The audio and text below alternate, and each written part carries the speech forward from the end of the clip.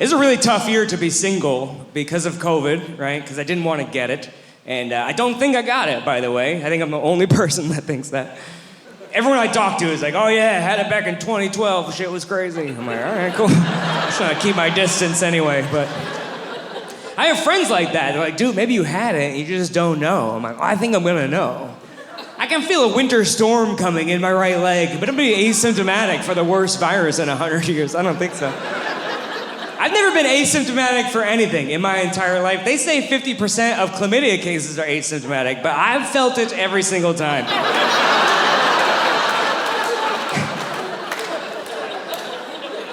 So, I basically just didn't have sex for an entire year, which I don't recommend, but now that I'm through it, when it comes to humping, I'm like a camel, you know? I can just go a long time through a dry stretch, and because I wanted to keep touring, and it's like you can't be on Tinder. There's enough diseases on there as it is. You don't want to add COVID to the list. And so what I would do is I'd basically, like, I had to go to one of the cooler states, you know? Like Washington's in like phase 2, but Texas was phase too many people are alive the whole time. So I would like fly there, go do a show, fly back, get tested, and then just hide out in my apartment in case I got sick. And people were like, why would you go on tour during a pandemic? And it's a complicated answer, so just bear with me. But I heard a story about Jim Carrey. Early on in his comedy career, he wrote himself $1 million check and then post-dated it for like 10 years in the future as a way to motivate himself to become famous. And then when that day came around, he was able to cash $1 million check to himself. And I did a similar thing. It's called credit cards. And the whole time I was like, money isn't real. And then they're like, we want that back. And I was like, guess I'm on tour during coronavirus. And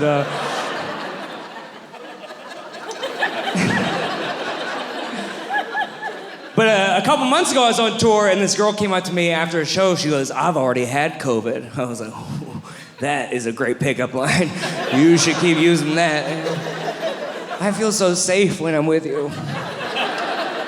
And we hit it off, we had a couple drinks, end of the night we were making out, and then I got nervous in the middle of kissing her, because I was like, well, I know she doesn't have it, but what if it's just like on her? Right? Look, I'm not a scientist, I don't know how it works, but if she's got the antibodies, she's probably just, you know, raw dogging it without a mask the whole time, just collecting loose COVID all over her face, or I don't know, maybe she's got leftovers, I don't know how it works. Either way, I'm over here like, yeah, spit in my mouth, that's hot, you know?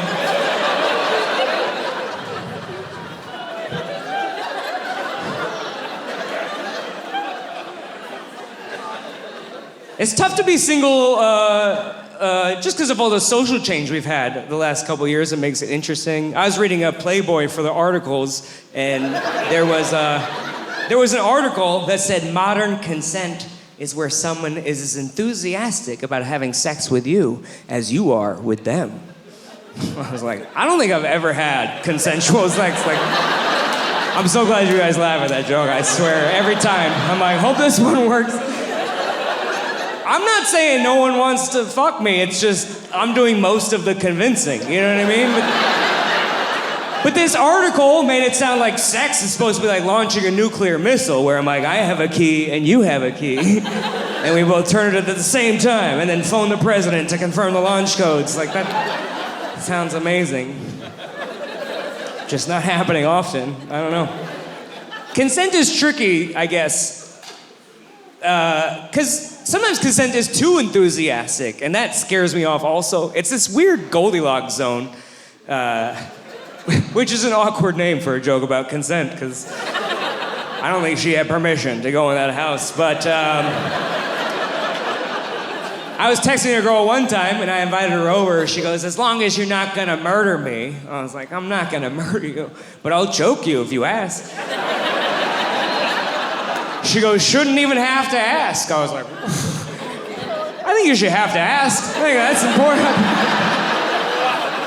I appreciate the enthusiasm. It's just a lot of red flags for me. I mean, not enough, you know, we still fucked. But the whole time, I was like, hey, you better watch yourself.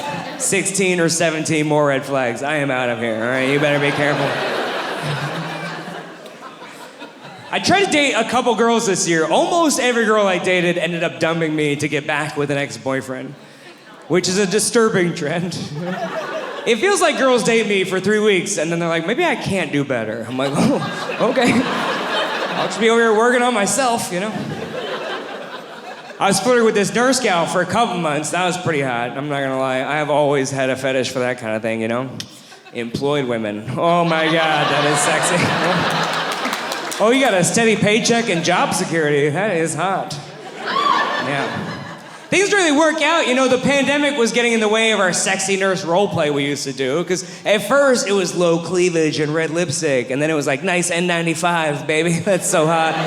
Ooh, your PPE is a garbage bag. Woo! You're steaming up my face shield, you know? Looking like Andy Reid on game day. It's a joke for 3 people, but it's a good one.